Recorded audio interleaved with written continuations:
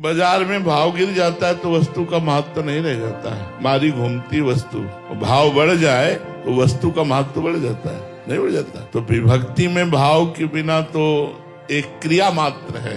अगर भाव नहीं प्रकट हो रहा तो फिर अभिभक्ति ठीक से नहीं हो रही। घड़ा भरना चाहिए, यदि घड़ा भर नहीं रहा तो कोई छेद है, उस छेद को बंद करो। कोई शास्त्र विरुद्ध आचरण, कोई खान पान त्रुटि, कोई कुसंग ऐसा है जो भक्ति में अभी पूर्णता नहीं आने दे रहा। भक्ति की पूर्णता है भाव।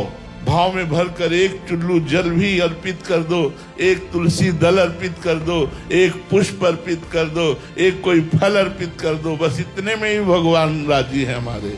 भाव ने करोड़ों रुपए का फूल बंगला बना दो, करोड़ों का भोग लगा दो, ठाकुर स्वीकार नहीं करते। भक्ति में तो भाव ही प्रधान। भाव अवश्य भगवान भजी सदा राधा रमन। जब तक भाव नहीं तो फिर वस्तु का महत्व नहीं। वस्तु का महत्व तो भाव से होता है। जितना भाव बढ़ा उतने ही वस्तु महत्वशाली बन गई। भाव बढ़ाओ, भगवत प्रेमी महात्माओं का संग करो, शास्त्रों का स्वाध्याय करो, नाम जप करो और देखो कोई छेद तो नहीं है, कोई दोष तो नहीं है ऐसा जिससे हमारे भक्ति का रस बह रहा हो। काम क्रोध आदि के द्वारा कोई ऐसा अपवित्र आचरण तो नहीं बन रहा जिससे हमारी भक्ति हानि को प्राप्त हो रही। अगर नहीं तो फिर भाव बन जाएगा। भाव में ही तो रोना आता है, भाव में ही तो सब कुछ होता है, भाव में ही तो आनंद आता है। भाव के वशीभूत भगवान हो जाते हैं। भाव के बिना तो ठीक बात है नहीं।